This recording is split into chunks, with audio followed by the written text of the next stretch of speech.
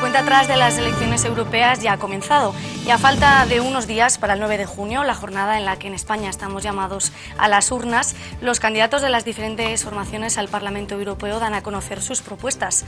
Para profundizar en las de la coalición Existe, hoy en Calamocha TV, en esta entrevista especial, contamos con su número uno, Tomás Guitarte. Bienvenido, Tomás Guitarte, número uno de esta coalición Existe. Gracias por acompañarnos en Calamocha TV. Gracias a vosotros y un honor estar aquí. En casa, como siempre, eso es. Una vez más nos acompaña Tomás Guitarte. En este caso, con motivo de los comicios europeos, como bien les decía a los telespectadores, es el número uno, cabeza de lista de la coalición Existe. Primera pregunta, ¿qué es esta coalición? ¿Quién la conforma? Cuéntenos brevemente para quien no haya podido conocer un poquito en qué consiste.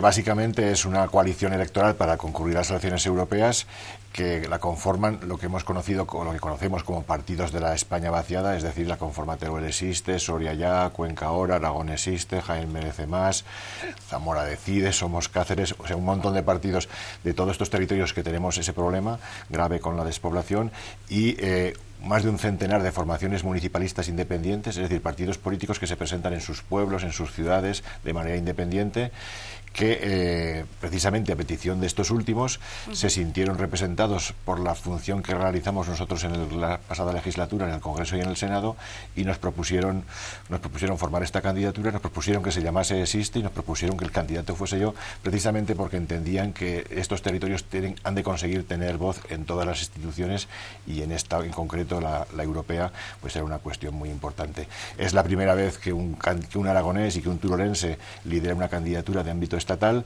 Estamos muy ilusionados y esperemos que de verdad podamos hacer llevar la voz de todos estos territorios a Europa, ¿no? Cuéntenos cuáles son los ejes que guían esta candidatura, las principales propuestas y más importantes que hoy quiere hacer llegar desde Calamocha TV. Pues bueno, ahora un poco las desglosaré, pero hay un principio rector de todo esto, que es el que comentaba. Entendemos que somos la única formación que de verdad, como prioridad absoluta de su acción política, es llevar la voz de los territorios olvidados a Bruselas. Son territorios olvidados de la acción institucional durante décadas, que se han sentido pues marginados en la acción normal de las acciones de gobierno. Y esa prioridad absoluta es lo que nos diferencia de otros, porque como habréis comprobado, la mayoría de los partidos van a hablar de despoblación, desde que nosotros lo introdujimos en la política, o van a hablar de desequilibrios territoriales, pero los que de verdad lo llevamos como prioridad, los que de verdad vamos a dejarnos la piel en conseguirlo, somos nosotros, porque las demás formaciones es una cuestión de segundo, de tercer, de cuarto o de quinto nivel. Para nosotros es la prioridad que nos lleva allí, junto con otra prioridad que tenemos, que es la de intentar abrir un espacio político donde el acuerdo y el consenso sean también una prioridad de la acción política y acabar con la polarización que nos quieren imponer las grandes formaciones. Si os dais cuenta, las grandes formaciones polarizan la situación en última instancia porque de esa polarización obtienen mejor rendimiento electoral, pero eso significa que les importa muy poco la convivencia ciudadana, la convivencia de la sociedad o el futuro del país, les importa el rendimiento electoral. Nosotros vamos a tomar como prioridad ese consenso y ese llegar a acuerdos, y dentro de ese planteamientos globales, el de las dos cosas que hemos dicho, la de atender a la España olvidada y la prioridad de los consensos y de los acuerdos, pues desglosamos una serie de cuestiones. Para nosotros es muy importante y de manera prioritaria la modificación de la política agraria común. Es un aspecto que es lo que conocemos como PAC. La PAC es tan importante y Europa es tan importante cuando a veces no se piensa, pues es que Europa es que nos queda como muy lejos, ¿no? ¿Cómo te va a quedar muy lejos si tu campo, si este suelo que estamos pisando es Europa, lo que compras en el mercado viene condicionado por Europa? Bueno, pues en ese condicionamiento de la política agraria común, nosotros lo que queremos hacer de manera estratégica es que se reconozca la agricultura, el sector primario como sector estratégico de la Unión Europea. ¿Qué significa eso? Significa que hay que conseguir que este sector obviamente sea rentable, o sea, que sea lo suficientemente rentable para que la renovación generacional se produzca, incluso para que muchos jóvenes puedan decidir incorporarse a este sector directamente porque sea más beneficioso que, por ejemplo, ser encargado en un centro comercial, ¿no? ¿Y eso cómo se consigue? Pues se consigue reconociéndole funciones que ahora hacen y que no se le retribuyen. Porque para nosotros la importancia del agricultor va más allá de la agricultura. Para nosotros, y nosotros lo conocemos en todos nuestros pueblos, si no hubiese agricultores, la mayoría de nuestros pueblos estarían ya despoblados. Es decir, son la red sustentante del territorio. Hacen una misión que nunca se les ha sido reconocido y es importantísimo reconocérsela. Pero es que hacen funciones por las que se está cobrando, por ejemplo, en Europa se paga y mucho, las empresas pagan y mucho por emitir CO2. y pagan pero cantidades desorbitantes. Sin embargo, a quien absorbe el CO2 no se le retribuye nada. Es decir, el principio ese de quien contamina paga no se complementa y con quien descontamina cobra. ¿Y quién descontamina, curiosamente? Pues precisamente el medio rural, ¿no? Nuestros bosques, nuestros montes, nuestros campos hacen absorción de CO2. Bueno, pues esa misión de la agricultura debería estar reconocida y debería retribuirse. Hace unos días me decían, si quien absorbiese CO2 fuesen las grandes ciudades o fuese Madrid, verías cómo estábamos pagando todos por absorber CO2. Pero como ha sido el medio rural, y aquí estamos acostumbrados que lo que aporta el medio rural todo es gratis y nada se valora, pues hay que empezar a valorar esas cosas. Otra misión, por ejemplo, muy evidente que hace el mundo rural, la ganadería extensiva, por ejemplo, pues la función de prevención de incendios que puede tener con las labores de pastoreo, pues esa función hay que reconocerla. Si le reconociésemos todas esas cuestiones, este sector sería mucho más rentable y sería atrayente para que se dedicasen a él las personas jóvenes, que es lo que necesitamos. Por eso decimos que eso es configurar el sector como un sector estratégico. No se puede dejar en modo alguno hundir el sector primario. Nosotros incluso llegamos a proponer que haya una renta mínima para los pequeños agricultores, de manera que tengan garantizado unos ingresos mínimos que les permitan sobrevivir, ¿no? Pero el objetivo no es sobrevivir, el objetivo es mucho más allá. Y luego ya dentro de las políticas normalmente de este sector, pues obviamente somos partidarios de las cláusulas espejo, es decir, que se exija a las importaciones que realiza España las mismas condiciones de producción que las que se exigen en Europa, o sea, las mismas condiciones de fitosanitarios, de seguridad alimentaria, porque no tiene ningún sentido que tú estés produciendo y condicionando tu producción y luego importes otras cuestiones porque firmas tratados de libre comercio con terceros países, por ejemplo con Sudáfrica, son los recientes, o con Mercosur, y resulta que les estás importando productos producidos de manera, diríamos, más fácil y más insegura que los que hay aquí. Eso no tiene ningún sentido. Y eso sería una cuestión a aplicar. Y luego, pues por ejemplo, hay que reducir drásticamente la carga burocrática que se ha colocado encima de este sector, ¿no? Por eso muchas veces decimos que somos agricultores, no somos informáticos o no somos gestores. Necesitamos la ayuda de esos profesionales y al final son mayores costes, son mayor tiempo que dedicas a eso en vez de tu actividad. Es decir, hay que simplificar la actividad y hay que convertirla en realmente prioritaria. Se centraba ahora en el sector primario. Quiero seguir con estas medidas específicas y, por ejemplo, en su visita el 26 de mayo de Calamocha hablaba de la renovación del ferrocarril convencional. ¿Qué otras medidas plantean, qué otras ideas defienden que interesen y que, digamos, intervengan, involucren a la zona, a la localidad de Calamocha, al Jiloca? Sí, pues por ejemplo... Además de la PAC, ¿no? Como exactamente, la PAC claramente es nuestro sustento y la de las infraestructuras también es importantísimo. O sea, hoy en día, desde hace ya muchos años, desde hace décadas, en España no se hace ninguna infraestructura importante de carretera o ferroviaria si no está cofinanciada por la Unión Europea. Entonces, nosotros lo que hemos de hacer es el esfuerzo de estar en los planes de infraestructuras de la Unión Europea para que se cofinancie. Y el caso en el que llevamos peleando muchísimo tiempo es, por ejemplo, el de la mejora de la línea de ferrocarril que tenemos y a su vez en esa misma línea la conversión paralelamente en el corredor cantábrico mediterráneo de altas prestaciones. Hay mucho trabajo, se va a insistir, hemos visto que ha habido un pequeño, en la última aprobación de planes, ha habido un pequeño retroceso en la calificación de la línea entre Teruel y Valencia. La de Teruel-Zaragoza sigue calificada como estaba, pero la otra supuestamente le han bajado la velocidad de diseño. Son cuestiones muy técnicas, pero bueno, lo que quiero decir es que hay que estar absolutamente encima para que no se pierda el pulso y mantener el pulso.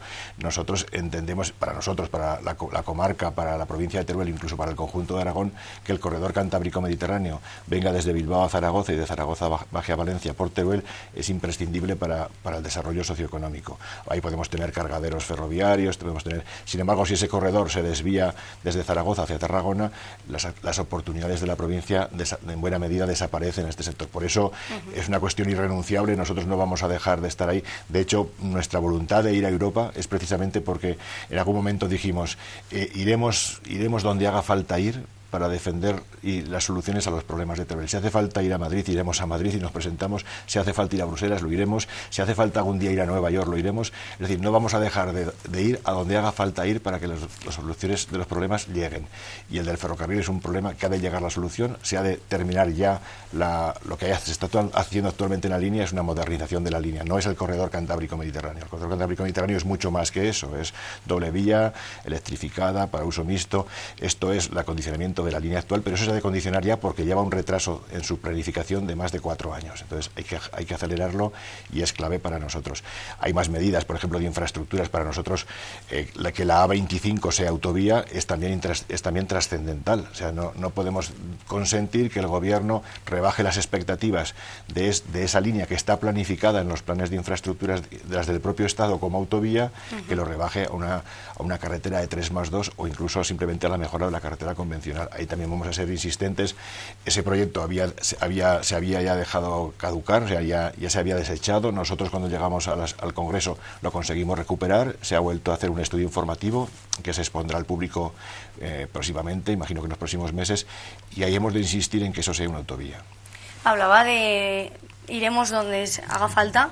Entiendo entonces que consideran que en Europa no se tiene en cuenta la España vaciada y por eso tienen que ir, ¿es así? ¿Cómo lo cambiarían? Sí, no se tiene en cuenta suficientemente. Es decir, Europa, nosotros, fíjate, este es un dato histórico, pero sintomático de cómo ya percibimos desde hace tiempo que Europa era importante. En el 2001, Teruel Existe se creó en 1999. Pues en 2001, no habían pasado ni 2 años, ya fuimos a Bruselas, una delegación, por un lado, unas 100 personas a manifestarse y por otro lado, unos 15 o 20 a reunirnos con la comisión.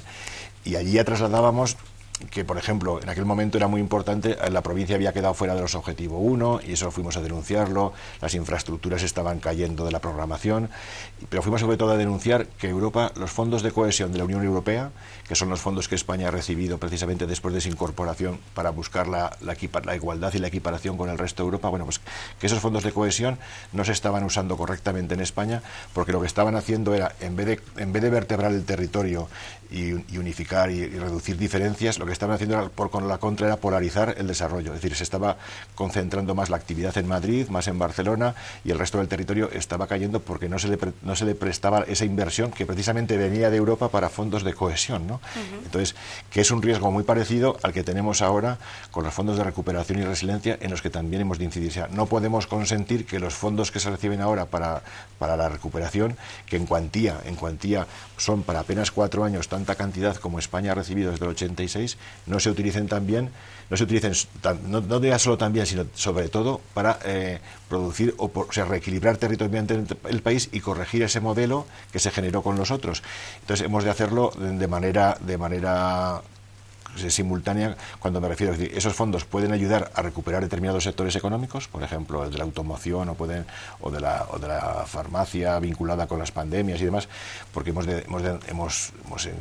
deducido que necesitamos una reindustrialización en el país, pero se pueden hacer simultáneamente esos procesos de reindustrialización y de apoyo a determinados sectores con solucionar el problema de los desequilibrios territoriales internos en el país.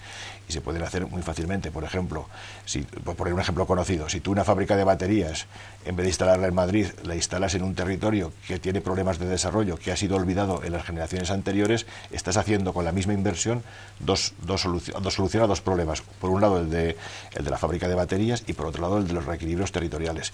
Ese, por ejemplo, sería el caso de una fábrica de baterías instalada en Extremadura, pero también sería el caso de una instalada en Teruel. Eso es lo que me refiero. Es decir, las inversiones pueden tener con la misma inversión puedes llegar a muchos más objetivos, y eso lo hemos de exigir de manera contundente, porque no se puede otra vez recibir una inmensa cantidad de dinero o de inversión y no aprovechar para solucionar el problema que venimos denunciando. Por eso decimos, ¿quién va a tener credibilidad en resolver estos problemas?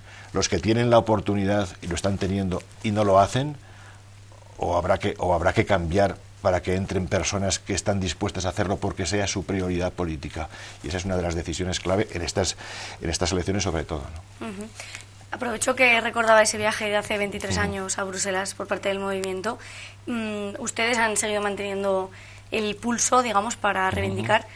¿Qué está viendo estos días de campaña? ¿Cree que la gente sigue reivindicando, sigue animada? Porque muchos pueden pensar, ¿no?, que tras 20 y tantos años, mira, estamos en el mismo punto, se han conseguido muy pocas cosas.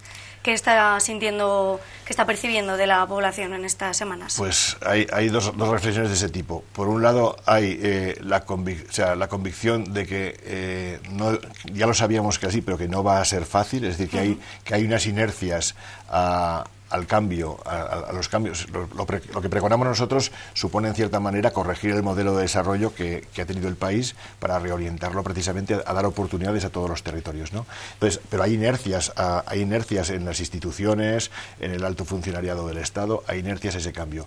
Y sabíamos que existía, pero tampoco sabíamos que iban a oponerse con una cierta capacidad de evitarlo. Entonces, esa inercia sabíamos que estaba. Pero por otro lado, también recogemos la reflexión que nos hacen de que hemos aprendido que este es el camino y que efectivamente, aunque está habiendo las reticencias que sospechábamos que hubiese, que hay que seguir apostando por él, porque es el único camino que nos llega, ¿no? Hay una anécdota que suelo contar a veces, que cuando yo me incorporé al Congreso, me acuerdo un comentario que me hizo Aitor Esteban del PNV, me decía, Tomás, habéis llegado aquí con un impulso, con una fuerza que nos congratula a todos, pero te hago una advertencia, aquí no es llegar y besar el santo, aquí hay que estar legislatura tras legislatura tras legislatura proponiendo tus ideas y defendiendo tus intereses.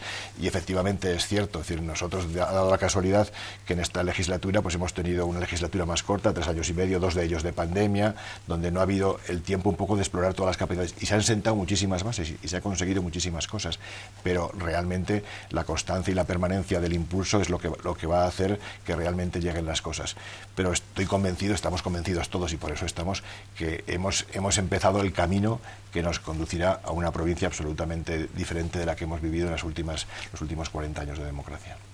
En esta línea, podemos recordar, ¿no? Teruel existe entró en la escala política nacional con usted como congresista. Sí. Entonces, seguidamente pasamos a una escala local, provincial y autonómica, en la que usted también representa en las Cortes de Aragón. Teruel existe, Aragón existe. Ahora se da este empujón, esta subida a unas esferas de nivel europeo. La pregunta, ¿por qué Teruel existe ha decidido dar este paso, ¿no? Este siguiente nivel? Y en relación a esto, ¿por qué Tomás Guitarte a nivel personal ha dicho ese sí a esta propuesta que le hicieron de ser el número 1? ¿Por qué continúa? ¿Cuál es la motivación, el objetivo? Pues precisamente lo hemos comentado al principio y lo acabas de decir ahora. Cuando empezamos las negociaciones para esta coalición, que lo primero que hicimos fue precisamente una cosa muy curiosa, que era un estudio de compatibilidad de programas. Es decir, como estábamos tanta gente, más de 100 formaciones, dijimos, vamos a ver si realmente somos compatibles o esto es mezclar churras con merinas y aquí no va a cuajar nada, ¿no? Hicimos una compatibilidad de programas y vimos que éramos compatibles en más del 90%, precisamente porque la mayoría de todos estos partidos lo que tienen es una preocupación por su pueblo, por su provincia, por su comunidad autónoma, y las diferencias eran pues cuestiones muy puntuales que hay en unos municipios y en otros no, pues hay gente que tiene playa, otros no tenemos playa, pues hay cuestiones, pero la mayoría de los programas eran compatibles. Y cuando ellos son ellos los que se dirigen a nosotros, se dirigen porque se sintieron identificados en la labor que hacía Teruel Existe en la legislatura pasada, ¿no? Y entendían que eso se podía seguir haciendo, no solo que se podía, sino que se debía seguir haciendo, todavía más arropado, más impulsado precisamente por todos aquellos que desde los municipios quieren apostar por lo pequeño, por lo cotidiano, por el día a día, pero que luego ven que necesitan también un apoyo superior para llegar a las cuestiones. Entonces, ellos fueron los que plantearon hacer la coalición, que la coalición se llamase Existe e incluso que el candidato fuese yo. Iba a decir, no sé si habría sido así o no, pero para muchos de ellos era una condición sine qua non para entrar en esa legislatura, porque entendían porque entendían que yo era la persona que se conocía más a nivel del Estado, ¿no? Más que un candidato nuevo, y Existe era la palabra que se les definía a todos ellos, o sea, cualquiera puede decir que su territorio existe como un gesto de protesta, pero también como un gesto de afirmación. Es decir, nosotros existimos y tenemos el derecho y merecemos la atención del Estado, y así fue, así de sencillo, así de complejo. Y yo obviamente estuvimos meditando si dar el ok o no, y al final pues estamos en este proyecto político, estamos mucha gente porque esto cuaje, y no nos va a importar pues eso, y donde haga falta ir para defender los intereses de esta España olvidada y de territorios como el nuestro, ¿no? Sin embargo, en las últimas elecciones Teruel Existe no consiguió revalidar ese puesto en el Congreso. ¿Esto cree que va a cambiar con esta candidatura y que puede recuperar la confianza de los turolenses? ¿Cómo son las expectativas? ¿Cuáles son las expectativas que tiene de cara a llegar o no a Europa? Bueno, nosotros cuando decidimos presentarnos, no, o sea, nosotros no nos presentamos porque supiésemos que vamos a salir, ni ahora ni nunca, ¿no? Nosotros nos presentamos porque entendemos que esta voz hay que hacerla escuchar en cualquier sitio y que incluso las propias elecciones son un elemento de altavoz que es muy importante trasladar, ¿no? Nosotros ahora en muchos foros vuelve a estar presente con importancia el tema de los desequilibrios territoriales y en última instancia la despoblación, pero es que vamos mucho más allá, el tema del municipalismo. Nosotros, por ejemplo, una medida que llevamos municipalista muy importante es que hay que reformar el sistema de financiación de los ayuntamientos. O sea, la mayoría de los municipios están infrafinanciados y no están por casualidad, están porque se modificó en el año 85 la ley de haciendas locales y primó la financiación de las grandes ciudades frente a los pequeños municipios. Eso hay que recuperarlo, hay que dotar a los municipios de suficiente financiación para las misiones que hacen y para las que podrían hacer. Bueno, pues esa cuestión me planteabas, la pregunta era exactamente si... Sí, considera que con esta nueva propuesta puede recuperar la confianza que a lo mejor notaron que se perdió. Exactamente, ¿no? Y la cuestión de que sucedió, por ejemplo, en las generales. El problema real es la polarización. O sea, nosotros diremos... defendemos unas políticas que no están alejadas de los extremos.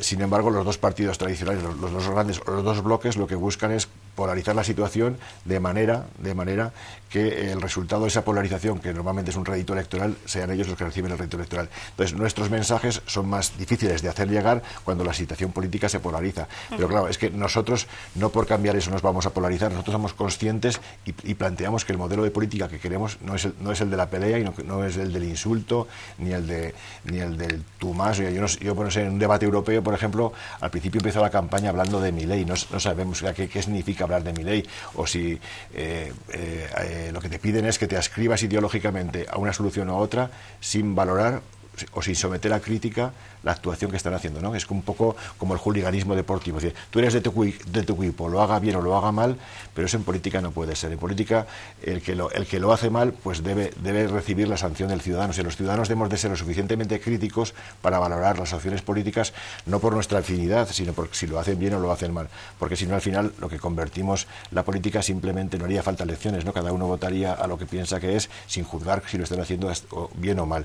Los grandes políticos, los grandes partidos, por contrario, lo que formulan es la formulación contraria, ¿no? Vamos a polarizar porque de esa polarización tendremos rédito electoral y los que están en medio desaparecerán, ¿no? Los que son defensores de los matices, de los acuerdos, de los pactos, desaparecerán porque no están en esta política. Y nosotros al contrario decimos, España necesita precisamente lo contrario, necesita acuerdo, consenso y vamos a intentar abrir ese gran espacio.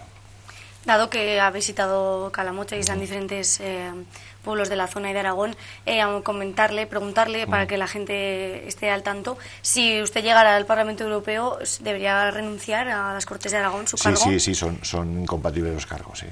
Entonces, si tú sales elegido el Parlamento Europeo, tienes que elegir, tienes que dejar uno, no puedes compatibilizar los dos. ¿Cómo afronta estos días de campaña? Ya pasamos a saber cómo están estas expectativas, cómo está el cuerpo cansado, ¿no? El equipo. Bueno, realmente quedan 4 días, queda mucha parte de campaña. A nosotros nos ilusiona mucho la campaña porque precisamente el salir fuera y conocer cómo es el respaldo, o sea, cómo es el respaldo del resto de España, nos ha ilusionado porque hemos visto que cuando se conoce que existe es una opción de voto, o sea, por ejemplo, mucha gente de entrada no sabe que fuera de Teruel se puede votar existe, ¿no? Y que fuera de Aragón se puede votar existe. Cuando son conocedores de que esto es una circunscripción electoral y que se puede votar en cualquier punto de España, mucha gente se alegra. Y en cuanto son conocedores que esta es una opción que se puede votar, pues la gente nos traslada que la van a votar, porque en última instancia dicen, es que los otros, refiriéndose al PP y al PSOE, llevan 40 años en Europa y ya sabemos lo que han hecho por nosotros, ¿no? Qué menos que dar la oportunidad a una formación nueva que como mínimo tenga el beneficio de la duda, que sabemos que su prioridad no van a ser otras, su prioridad va a ser luchar por nuestros territorios y han demostrado que donde están, como mínimo, trabajan, que es a lo que se han comprometido a trabajar por solucionar con los problemas.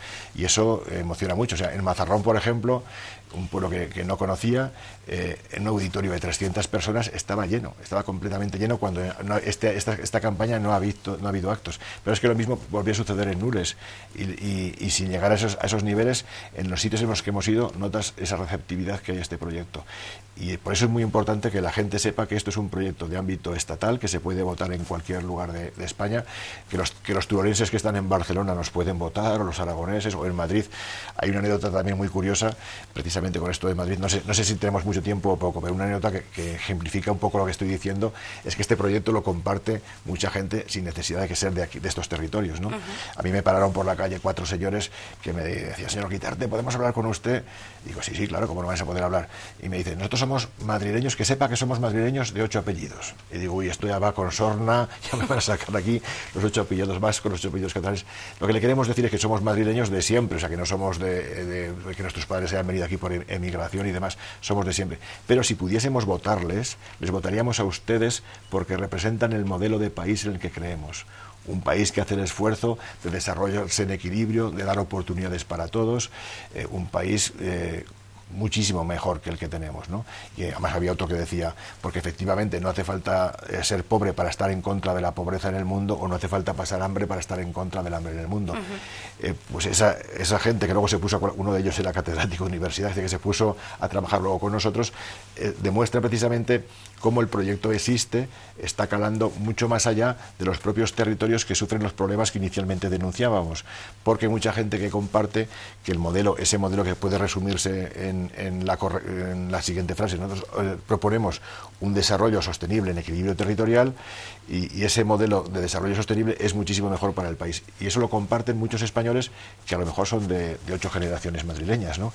No hace falta vivir en estos territorios con este problema para deducir que el modelo que se desprendería si nosotros tuviésemos capacidad de acción y de gobierno para España sería mucho mejor, porque al final tendríamos a todo el equipo jugando y no solo a un par de figuras, ¿no? Esta campaña, por lo tanto, está siendo muy distinta para usted porque está viajando por diferentes puntos de España, pero bueno, supongo que nunca olvida las raíces. Usted es natural de Cutanda, para quien nos esté viendo y no lo sepa. Mi pregunta es, ¿por qué defiende, entiendo que así lo defiende, que le voten los vecinos de Cutanda, vecinos de Calamocha, vecinos de Jiloca? Porque les convencería para que el 9 de junio depositen su papeleta. Sí, lo primero que hay que decir es que aunque Europa como concepto nos queda muy lejano, iba a pegar una patada aquí en el plato, pero este suelo es Europa, las políticas europeas nos influyen pues en que podamos coger el tren o no, por ejemplo, o en que podamos, o incluso en lo que compramos en el mercado, que podamos comprar unas cosas u otras y la podamos hacer a un precio u otro, con una calidad o con otra. Es decir, las políticas europeas influyen muchísimo más de lo que nos pensamos, con lo cual estas elecciones son importantes, pero sobre todo son importantes porque el futuro de estos territorios, hay gente que hace poco, hasta no hace mucho, negaba la despoblación, ¿no? Que cualquier persona en sano juicio sabe que Aragón tiene un problema real y grave de despoblación, ¿no? Pues hay gente que lo negaba. Bueno, pues para los problemas que tenemos en nuestro territorio solo se afrontarán si somos capaces de llevarlos a la primera línea de la política, porque en la política hay muchos intereses, hay muchas urgencias, y nadie se había encargado hasta ahora de decir que esta era una urgencia importante para España, también en otros países europeos, pero donde más gravedad se produce es en España. Ahora que hablamos de Europa, cuando hablamos de modelos de país, por ejemplo, es radicalmente distinto la solución socioterritorial que ha llegado a España, por ejemplo, con la de Alemania. Mientras en España a los gobiernos no les importó nunca el crecer en equilibrio, sino que incluso incentivaron los desequilibrios internamente. Alemania siempre tuvo como objetivo crecer en equilibrio. Cualquier gobierno, fuese de derechas, de izquierdas, cualquier gobierno en Alemania después de la Guerra Mundial, una de sus prioridades de acción política era crecer en equilibrio territorial, y lo han conseguido, y es un país absolutamente muchísimo más equilibrado. España es el más desequilibrado de Europa. Pero es que dentro de España la comunidad autónoma más desequilibrada es Aragón.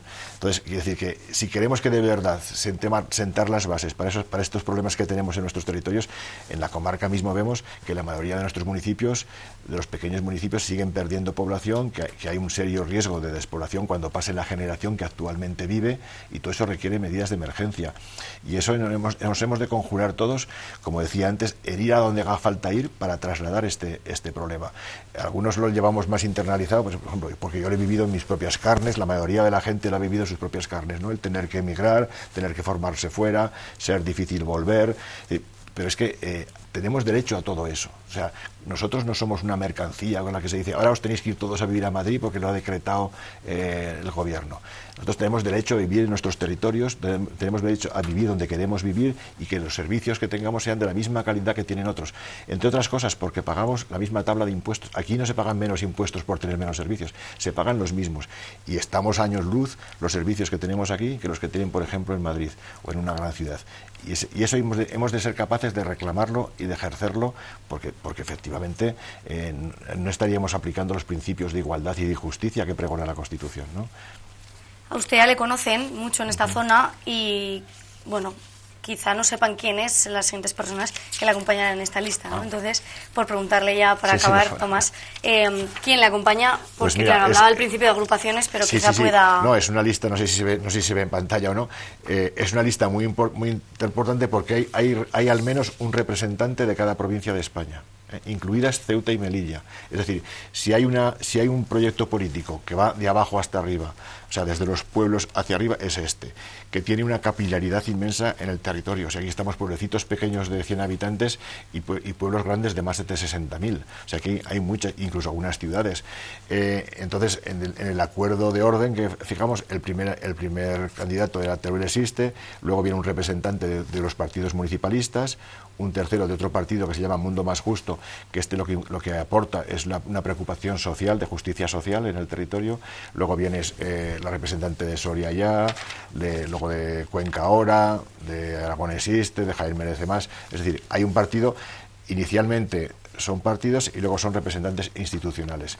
Es decir que por eso no solo es que se pueda votar de toda España, es que representa a toda España y es la primera vez que desde Teruel somos capaces de liderar un proyecto político estatal que, como veis, tiene apoyo compartido en todo el país y que esperamos que seamos capaces de hacerlo crecer, porque es prácticamente la única vía que nos han dejado, ¿no?